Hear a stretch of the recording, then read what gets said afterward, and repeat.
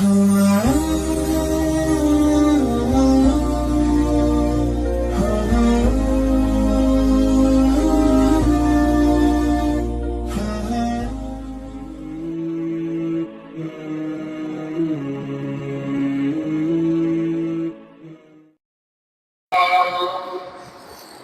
على الصلاة حي على الفلاح حي على الفلاح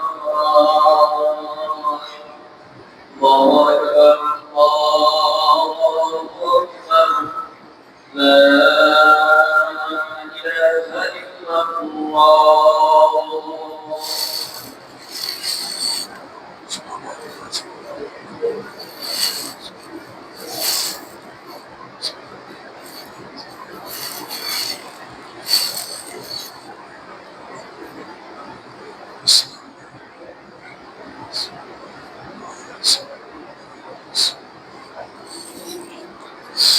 الحمد لله نحمده ونستعينه ونستغفره ونعوذ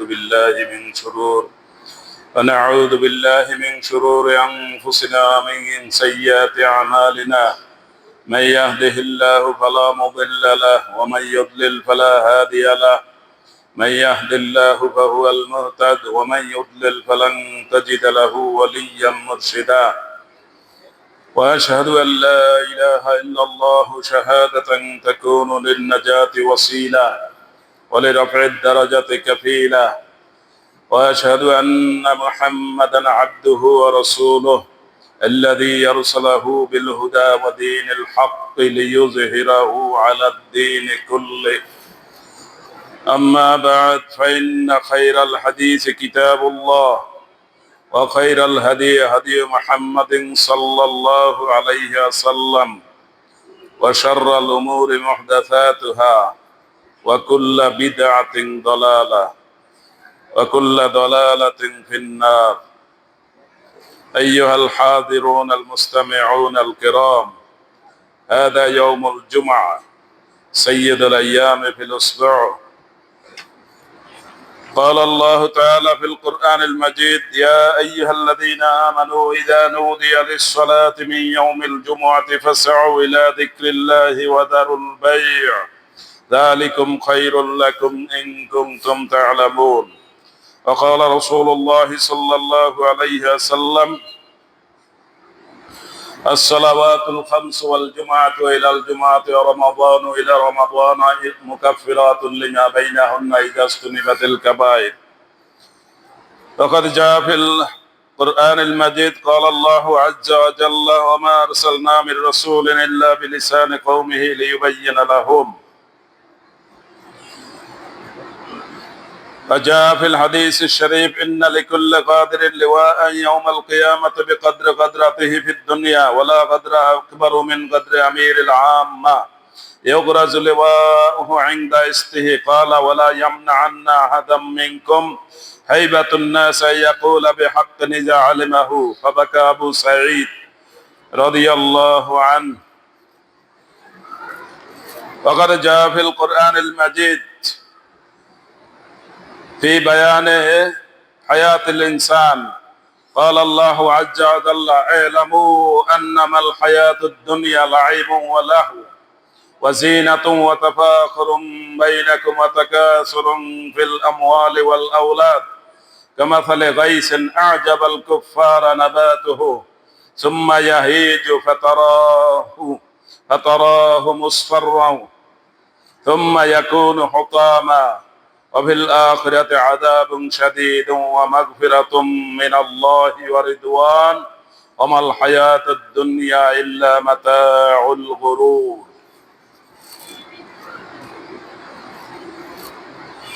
প্রিয় মুসল্লিবৃন্দ, সপ্তাহ করে সপ্তাহের শ্রেষ্ঠ দিন জুমার দিনে জুমার নামাজের জন্য আমরা ইতিমধ্যে মসজিদে এসে হাজির হতে পেরেছি। শুকর আলহামদুলিল্লাহ। সপ্তাহের শ্রেষ্ঠ দিন জুমার দিন, আর সপ্তাহের গুরুত্বপূর্ণ নামাজ হচ্ছে জুমার দিনের ফজরের জামাত। জুমার দিনের অনেকগুলো নেক আমল রয়েছে, তার মধ্যে জুমার দিনের ফজরের জামাত, মসজিদে এসে হাজির হয়ে যারা জামাতের সাথে নামাজ আদায় করতে পারেন তারাই হলেন জুমার মুসল্লি। এছাড়া যত বেশি মুসল্লি, এটা গণনার মুসল্লি নয়। এই বিষয়টা মনে রাখতে হবে খুব ভালো করে। মূলত আমরা ঈমান গ্রহণ করেছি দুইটা কালেমা দ্বারা, শাহাদু আল্লাহ ইলাহা ইল্লাল্লাহ ওয়া আশহাদু আন্না মুহাম্মাদান আবদুহু ওয়া রাসূলুহু। এই লম্বা বাক্যটাকে একটু সহজ করা হয়েছে, আর শাহাদু বাদ দিয়ে, মানে এটা মনে মনে রেখে বলা হয়েছে লা ইলাহা ইল্লাল্লাহ, আর পরের অংশে আশহাদু বাদ দিয়ে মনে মনে রেখে বলা হয়েছে মুহাম্মাদুর রাসূলুল্লাহ।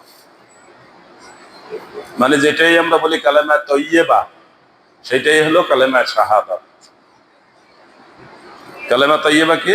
লা ইলাহা ইল্লাল্লাহ মুহাম্মাদুর রাসূলুল্লাহ।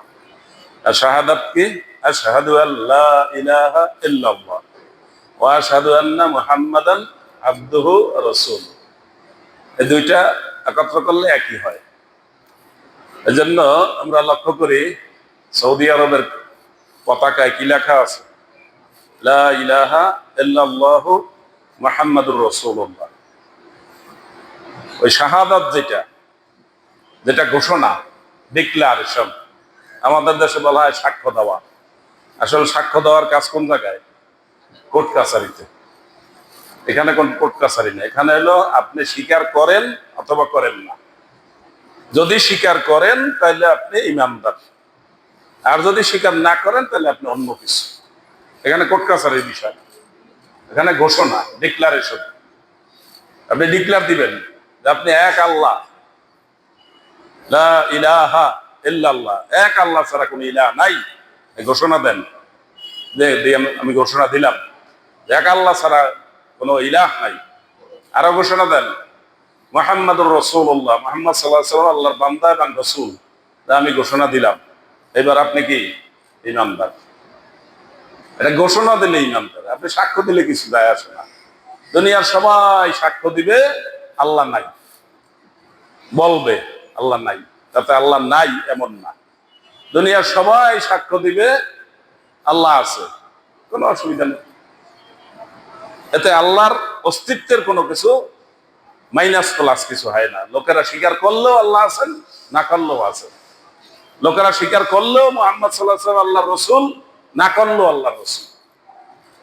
লোকেরা হুদাইবিয়া সন্ধির চুক্তি পত্রে লেখছে মুহাম্মাদুর রাসূলুল্লাহ, ওরা বলছে না, মুহাম্মদ রাসূলুল্লাহ লেখা যাবে না। কি লিখতে হবে? মুহাম্মদ ইবনে আব্দুল্লাহ। বহু জোরাজোরির পরে রাসূলুল্লাহ সাল্লাল্লাহু আলাইহি ওয়াসাল্লাম বলছেন, হ্যাঁ মুহাম্মদ রাসূলুল্লাহ কেটে দাও, মুহাম্মদ ইবনে আব্দুল্লাহ লেখো।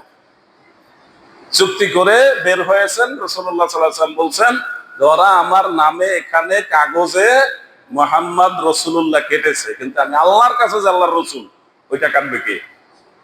ওটা কেউ কাটতে পারবে না।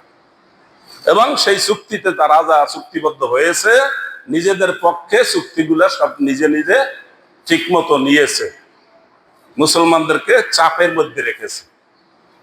কিন্তু এই চুক্তির 2 বছরের মাথায় যারা চুক্তি নিজের পক্ষে নিয়েছে তারা টিকতে পারে নাই। সিদ্ধান্ত হবে কার? আল্লাহ। ওরা তখন লাফালাফি করেছে যে আমরা চুক্তিতে জয়লাভ করেছি, ওদেরকে ঠকিয়েছি। আর 2 বছর পর তারা কি? তাদের কোনো অস্তিত্ব নাই। সুতরাং দুনিয়াতে লাফালাফি মাতামাতি যে যা করে, চাবি কিন্তু উপরে। চাবি কার কাছে? আল্লাহর কাছে। এই লাফালাফি মাতামাতি করে যারা যে চুক্তি করে আসে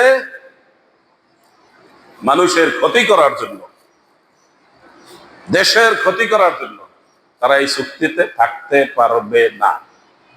সুতরাং আপনার দেশে আমার দেশেও যদি কেউ চুক্তি করিয়া আসে যে আমি এইটা বাস্তবায়ন করব, জনগণের পক্ষে না, মানুষের পক্ষে না,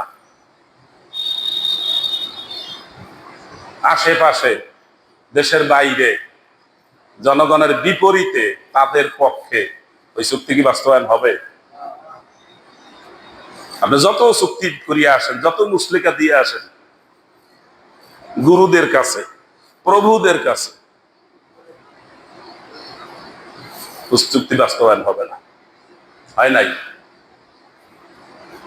হয় নাই কেন? আপনি নিজে একদিকে স্বীকার করেন কি লা ইলাহা ইল্লাল্লাহ, আর কাজে কর্মে সব এটা বিপরীত কাজ করেন। তাহলে আল্লাহর দৃষ্টিতে আপনি আসলে কি, মানুষের দৃষ্টিতে আসলে কি? ভালো করে খেয়াল করেন। আপনি স্বীকার করছেন লা ইলাহা ইল্লাল্লাহ, স্বীকার করছেন মুহাম্মাদুর রাসূলুল্লাহ, আবার ঘোষণা করছেন আমি আল্লাহকে মানি, ঘোষণা করছেন আমি মুহাম্মাদুর রাসূলুল্লাহ সাল্লাল্লাহু আলাইহি ওয়াসাল্লামের পথে চলবো,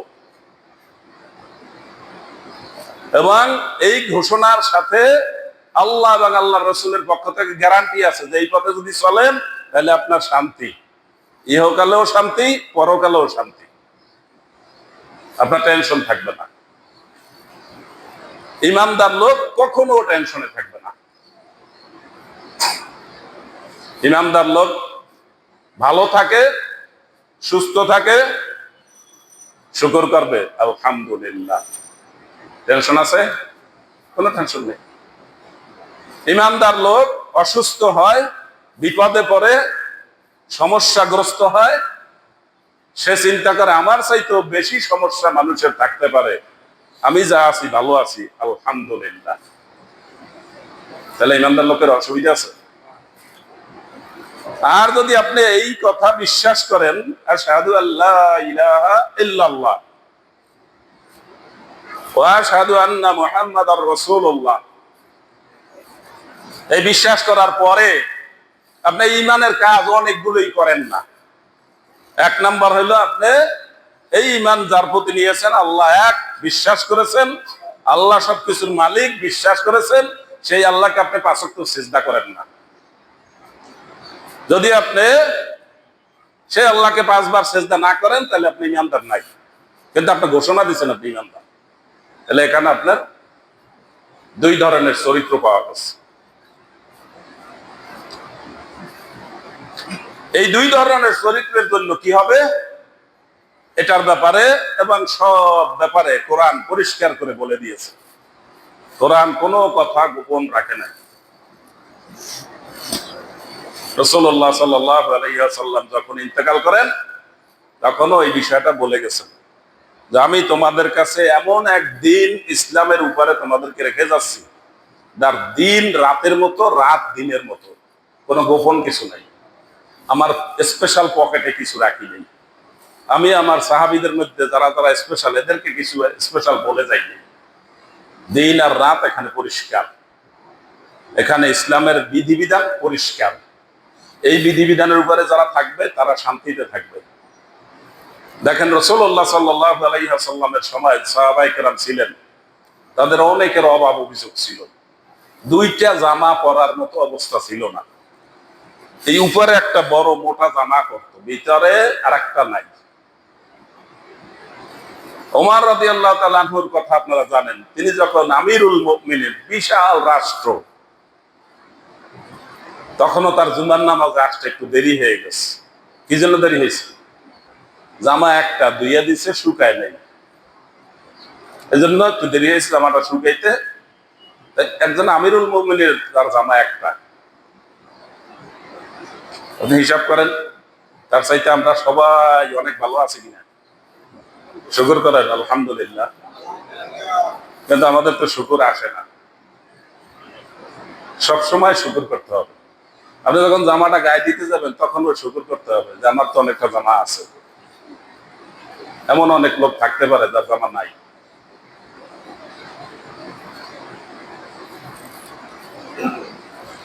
সাহাবায়ে কেরামের এই দুর্দশাগ্রস্ত আর্থিক অবস্থার দিক থেকে থাকার পরেও তারা শান্তিতে ছিল কিনা? তারা শান্তিতে ছিল।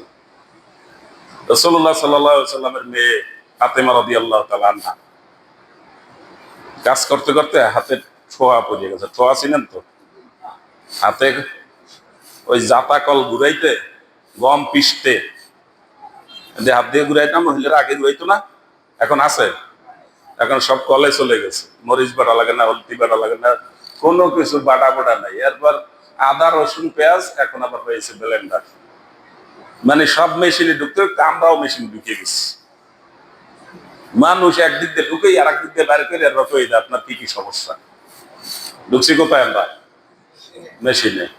পরে এমন অবস্থা হয়ে যাবে, এই মেশিন এত আবিষ্কার হওয়ার আগে আমি এই কথাটা শুনছিলাম, এখন সেই অবস্থাটাই হচ্ছে। দেখা যায় যে মেশিন হইতে হইতে মেশিনের যে সুইচ গুলা টিপ দিতে হবে কোনটার পর কোনটা, এটা মনে থাকবে না, শেষে আর কিছুই করতে পারবে না।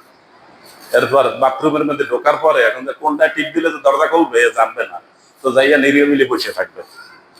এগুলা আর বিমানে দেখা যায়। ঢুকছে তো ঢুকছে, ওখানে কাজ সারা হয়ে গেছেন, বাইরে যেতে পারবে না, কারণ কোন সুইচে টিপ দিবে লেবেল দেখা যায় সব সমান। এখন উনি ওখানে নিরিবিলি বসে আছে। পরে বিমানের ক্রু যারা আছে তারা গিয়ে বিকল্প রাস্তায় টিপ দিয়ে তারপর খুলিয়া এরপর জিজ্ঞাসা করে যে আপনার কাজ হয়েছে কিনা। তার মানে আমরা মেশিনে ঢুকে যাচ্ছি। অবস্থা খুব খারাপ। এই হলুদ মরিচ বাটাবাটি চাউল দেখিতে শালা, যে চাউল, ওগুলোর মধ্যে ভিটামিন গবেষণায় বের হয়েছে, কিন্তু আমরা ঢুকছি কলে। এই কলে ঢুকতে ঢুকতে আমাদের অবস্থা খুব খারাপ হয়ে যাচ্ছে। এখন আমরা লা ইলাহা ইল্লাল্লাহ ঘোষণা দিয়া, এক আল্লাহকে বিশ্বাস করে, টুপি মাথায় দিয়া, নামাজ পড়ে, মানুষকে সালাম দিয়া দিয়া এরপর রাষ্ট্রের দায়িত্বে চলে আসি। কেউ কেউ আসেন, এরপর যখন দায়িত্ব শেষ হয়ে যায়, পাওয়া হয়ে গেছে, তখন মাথার টুপিটা কি নেমে যায়। আছে কিনা? হ্যাঁ বলে না? আছে? এই যারা এখন মন্ত্রী হয়েছে এদের মাথায় টুপি ছিল কিনা? টুপিটা এখন ফালাই দিছে কেন? ও, টুপির কাজ শেষ হয়ে গেছে। এরা ওই সময় নামাজ পড়ছিল কিনা? বেশি বেশি নামাজ পড়ছে? এখন নামাজ পড়ে না। এরা আগে লোকের সালাম দিত ঘন ঘন, এখন সালাম দেয়? পাবলিকে দিলে লয়ও না। এটার নাম কি? এটার নাম কি? মুনাফিকি। যদি এই মুনাফিকি আপনি করেন, তাহলে শান্তি দেওয়ার মালিক কে? আল্লাহ। শান্তি দিবে? আপনার বিচারে বলেন। এবং আপনারা অনেকেই তাদেরকে সাপোর্ট করেন, আছেন না? নামাজ পড়েন ঠিকঠাক মতো, কিন্তু সাপোর্ট করেন কারকে? এরকম ধোঁকাবাজ কিছু লোকের। আপনি খালি এখনকার 2-4 জনের দিকে তাকাইয়েন না, পিছনে এই দেশ স্বাধীন হওয়ার পর থেকে যত আসছে সবার দিকে তাকাবেন। সবার দিকে তাকায় দেখবেন আপনার রাষ্ট্রের নিয়ন্ত্রণ যাদের হাতে, তারা মোস্ট অফ ধোঁকাবাজ। তাহলে আপনার দেশে আপনি আর আমি শান্তিতে থাকবো কিভাবে? আমাদের নিয়ন্ত্রণ যাদের হাতে তারা কি ধোঁকাবাজ, তাহলে আমরা কি শান্তিতে থাকবো? কি আপনারা বুঝতেছেন? এই জন্য আল্লাহ বলছেন আফাতুমিনুনা বিবাদিল কিতাব ওয়া তাকফুরুনা বিবাদ। আল্লাহ বলছেন তোমরা যদি কিতাবের কিছু বিশ্বাস করো আর কিছু অস্বীকার করো, সুবিধা মতো বিশ্বাস করো আর সুবিধা মতো বাদ দাও, ফামা জাযাউ মান ইয়াফআলু যালিকা মিনকুম, তোমাদের এই জাতীয় লোক যারা, তাদের প্রতিদানটা, তাদের পরিণতিটা কি হওয়া উচিত? ইল্লা খিজিয়ুন ফিল হায়াতিদ দুনিয়া, এই দুনিয়াতে তাদের অপমান। কোন জায়গায় গেলেই লোকেরা স্লোগান দিবে কি? ভুয়া। এই কোরআনের আয়াত বুঝেন তো? এই কোরআনের আয়াত বুঝবেন আর বাস্তব ফিল্ডে তাকাবেন। আপনি ঘোষণা করছেন আশহাদু আল্লা ইলাহা ইল্লাল্লাহ, কিন্তু আপনি ওই কাজে নাই। আপনার মাথায় এখন টুপি নেই। এখন ইমাম সাহেব টুপি একটা পরাই দিছে, 5 মিনিটের জন্য মাথায় রাখছেন, পরে ফেলাই দিচ্ছেন। এই টুপি দেওয়ার কোনো উপকারিতা আছে? টুপি দেওয়া কি ফরজ? কিন্তু ইমানের উপরে থাকা কি? আল্লাহকে সিজদা করা কি ফরজ? ন্যায় বিচার প্রতিষ্ঠা করা কি ফরজ? মানুষের হক রক্ষা করা কি ফরজ? এই ফরজ সব বাদ। আপনি কিছু ফরজ নিয়েছেন, বাইরের কিছু লোকের কাছে কন্ট্যাক্ট করে আসছেন, ওইগুলা করবেন। জনগণের মাল, জনগণের সম্পদ হেফাজত করবেন না, তসরুপ করবেন। তাহলে দুইটা অপমান। ইল্লা খিজিউন ফিল হায়াতিদ দুনিয়া, এই দুনিয়ার জীবনে আপনার অপমান। প্রতি পদে পদে লোকে আপনাকে অপমান করবে। অপমানের চাবি কোন জায়গায়? চাবি কোথায়? আল্লাহর কাছে। চাবিটা আল্লাহ মানুষের হাতে দিয়ে দিবেন। এক সময় মানুষেরা ক্ষমতাসীন লোকদেরকে ভয় করত, দোষ ত্রুটি করলো সামনাসামনি কিছু বলতে সাহস করতো না। এখন লোকে ভয় করে, ডাইরেক্ট মারিয়া দেয়। তাহলে আল্লাহ যেটা বলছেন ১৫০০ বছর আগে কোরআনের মধ্যে আছে। আমাদের অধিকাংশ কোরআন যারা জানেন তারা এই কথাগুলো পরিষ্কার করেন না। না করার কারণে ওই লোকেরা সুযোগ পায়, মনে করে যে আল্লাহ কিছু বোঝে না, আল্লাহ কিছু দেখে না। কোরআন আল্লাহ এটাও বলছে, তোমাদের অনেকের চিন্তা আল্লাহ অনেক কিছু জানে না, আল্লাহ অনেক কিছু দেখে না। আমরা এগুলো করে যে আল্লাহর কিছু মনে থাকবে না, আমরা নীরবে আল্লাহকে না দেখাইয়া গোপনে এগুলো করে যাব, এটা কি সম্ভব? ইল্লা খিজিউন ফিল হায়াতিদ দুনিয়া, এই দুনিয়ায় অপমান। শেষ এই পর্যন্ত। ওয়া ইয়াউমাল কিয়ামাতি ইউরাদ্দুনা ইলা আশাদ্দিল আযাব, কিয়ামতের দিন এদেরকে কঠিন, এই দুনিয়ার চাইতে কঠিন শাস্তির জন্য তাদেরকে তাড়াইয়ে নেওয়া হবে। শাস্তি কয়বার? শাস্তি কয়বার? দুইবার। একটা হলো দুনিয়াতে অপমান, আর একটা কি আখিরাতে কঠিন শাস্তি। দুনিয়ার যে শাস্তি তার চাইতে কঠিন শাস্তি। কার জন্য? যারা এই আল্লাহর কিতাবের, আল্লাহর নির্দেশের কিছু মানে আর কিছু মানে না। ইলেকশনের কয়েকদিন নামাজ পড়ে, পরে আর পড়ে না। ইলেকশনের কয়েকদিন টুপি দেয়, পরে আর দেয় না। ইলেকশনের কয়েকদিন সালাম দেয়, পরে আর দেয় না। ইলেকশনের কয়েকদিন বলে আমরা কোরআন সুন্নাহ মতো মদিনার মতো রাষ্ট্র চালাবো, পরে চালায় কার মতো? মামুদের মতো। কথাগুলো কি আমি বলছি না, কোরআনে আছে। ভালো করে খেয়াল রাখছেন তো?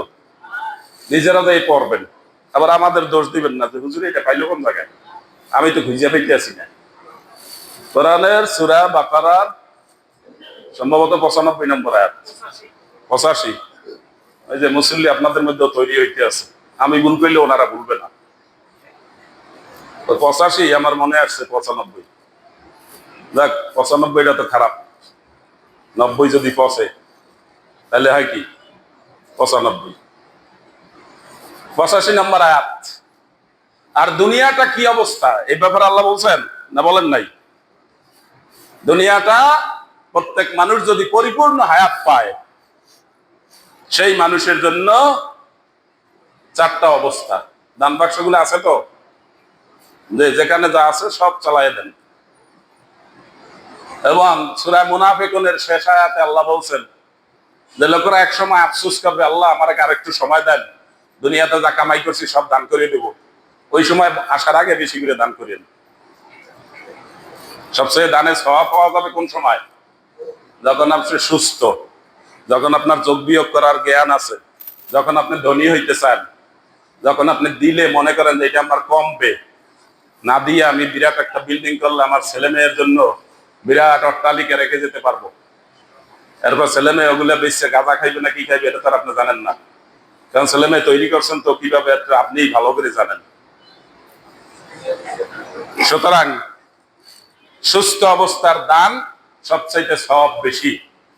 আর মুমূর্ষু অবস্থায় যখন আপনি শুয়ে পড়বেন, অসুস্থ হয়ে যাবেন, আর কোনো শক্তি থাকবে না, তখন আপনি বলবেন এই আমার ছেলেরা কোথায়, এটা দাও, ওইটা মসজিদে দাও, এটা দাও এতিমখানায়, এটা দাও মাদ্রাসায়, এটা দাও গরিব মানুষের, এটা দাও আমার অমুক ভাই অসুস্থ, বোন অসুস্থ, করে দাও।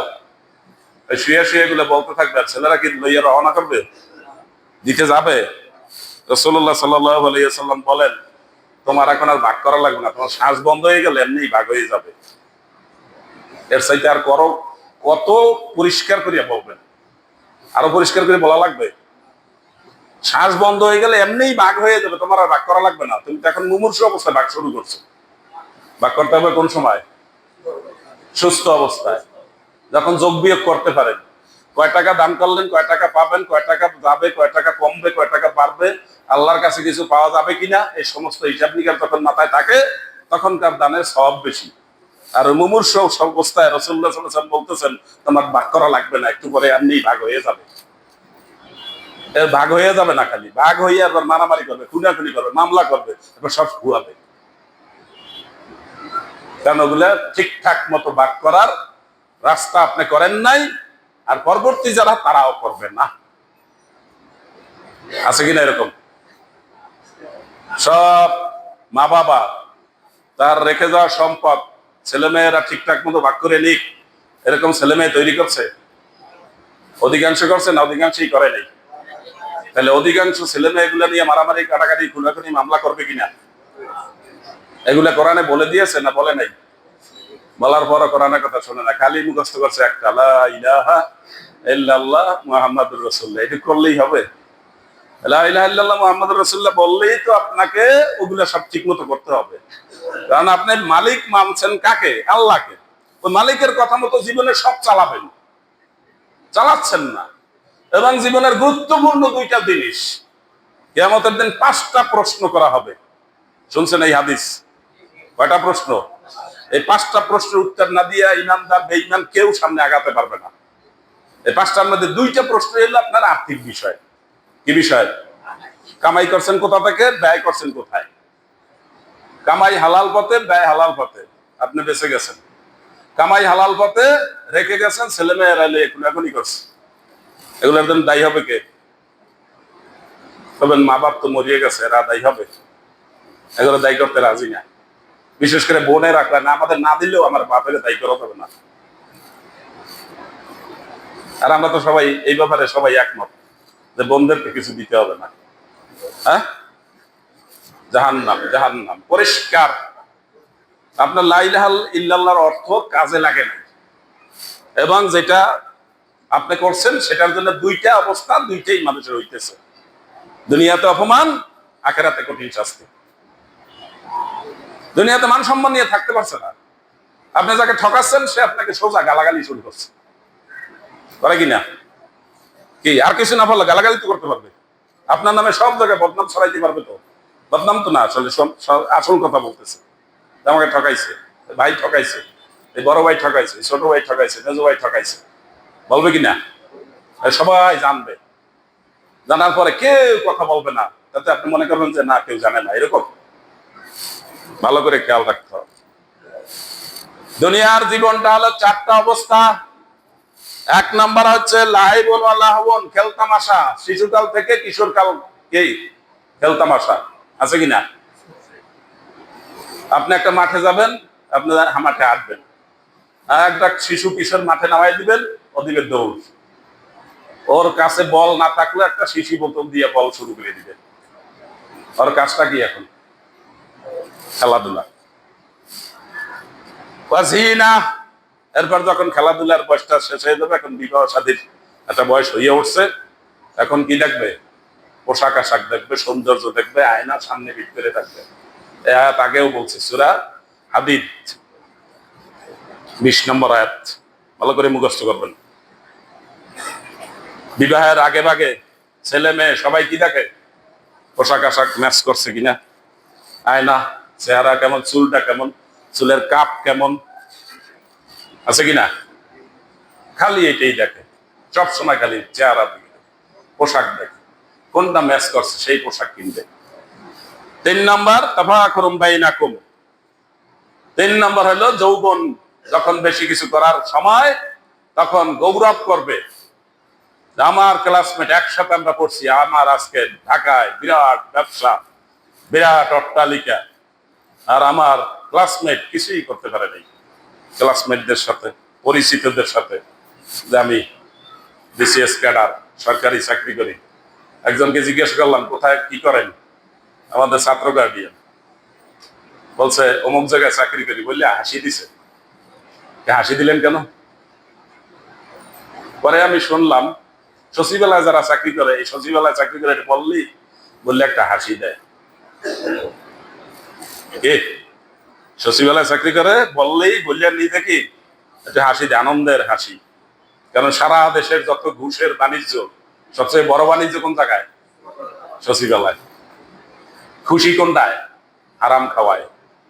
নাউযুবিল্লাহ। এই হারামে শান্তি আছে? দুনিয়ার মধ্যে সবচেয়ে বেশি টাকা পয়সাওয়ালা লোকটার স্ত্রী তাকে ছেড়ে চলে গেছে, শুনছেন? হ্যাঁ, টাকা পয়সা কি শান্তি হয়? আর স্বামী স্ত্রী মিলেমিশে আছে, কোনো মতে খায় দেয়, শান্তি আছে কিনা? সন্ধ্যা হলে খাইয়ে দিয়ে দুইজনে একাত্রে ঘুমাইয়ে যায়, এক ঘুমে কোন সময় ফজর হয়ে যায় টেরই পায় না। তাহলে সবচাইতে ধনী লোকটারই বউ গেছে গিয়া। আবার খালি এমনি যায় নাই, সম্পদ লইয়ে গেছে, এরপর উনি আমার ধনীর কাতারে আনার নাই।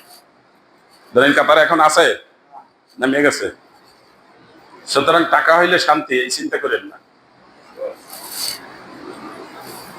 বন্ধু বান্ধবের মধ্যে গৌরব, আমি এই করছি সেই করছি, অমুক জায়গায় আছি, এই পোস্টে আছি, সুতরাং অমুক জায়গায় চাকরি করে বললেই হাসি, বলার সময় হাসি। কারণ হারামের কেন্দ্র হইল ওই জায়গায়, রাষ্ট্রকে চুষে চুষে খাওয়ার কেন্দ্রটা ওই জায়গায়। 55 বছরে দেশটা এখনো গরিব খয়রাত হয়ে গেছে এই চোরের কারণে। আর 6 বছর বয়সে বেশি সিঙ্গাপুর, আজকে সিঙ্গাপুর হয়েছে একজন নেতৃত্বের কারণে। এখন আমাদের গৌরব ওই চুরিতে। আল্লাহ সবাইকে হেদায়েত দান করুন। সর্বশেষ আল্লাহ বলছেন তাকাসুরুন ফিল আমওয়ালি ওয়াল আওলাদ। এরপর তখন আর কিছু করার সময় থাকে না, নিজে অবসরে চলে গেছে। এখন কি চায়ের দোকানে বসে হিসাব করে, আমার ছেলে থাকে অস্ট্রেলিয়া, মেয়ে থাকে কানাডা, জামাই একজন জাপান, আর একজন সচিব, আর একজন বিশ্ববিদ্যালয়ের টিচার। চায়ের দোকানে বসে এগুলোর হিসাব দেয় সবসময়, আর লোকেরা শুনিয়া খুশি হয়। এই চা খাবে কে কে? সবাই আবার খাওয়ায় চা। তো এটা মোটামুটি চায়ের কাপে ঢেউ ওঠে নাকি? এটা কোরআনে বলছে না আমি বলছি? কোন সূরা? সূরা হাদীদ কয় নম্বর আয়াত? 20 নম্বর। এই অবস্থাটা মানুষের মধ্যে আছে না নাই? এরপর দেখা যায় মায়ের লাশ, বাবার লাশ ঘরের মধ্যে গড়িয়ে রয়েছে, মরিয়ে রয়েছে 7 দিন আগে, দেখার কেউ নাই। 2 মাস আগে মারা গেছে, ইজি চেয়ারে শোয়া ছিল, বসা ছিল, ওই ইজি চেয়ারেই বসে রয়েছে। 2 মাস পরে গোশত আর কিছু নাই, হাড়গুলো শুধু বসে আছে। কি দায়িত্ব পালন হয়েছে ঠিক মতো? এরকম অবস্থা আমাদের অনেকের আছে কিনা? প্রস্তুত থাকেন, কোরআন যা বলছে সেই পথে আছেন। আপনি ঘোষণা দিবেন লা ইলাহা ইল্লাল্লাহ মুহাম্মাদুর রাসূলুল্লাহ। আপনি এই পথে, এই মতে, এই চিন্তায় নাই, আপনার মাথার মধ্যে এই চিন্তাটা সব সময় নাই, দিনে নাই, রাতে নাই, হুঁশ থাকতে নাই, ঘুমান্ত অবস্থায় নাই, তাহলে আপনার লা ইলাহা ইল্লাল্লাহ হয়নি। আপনার জীবনের সবকিছু হবে কিসের ভিত্তিতে? লা ইলাহা ইল্লাল্লাহর ভিত্তিতে। আপনি সব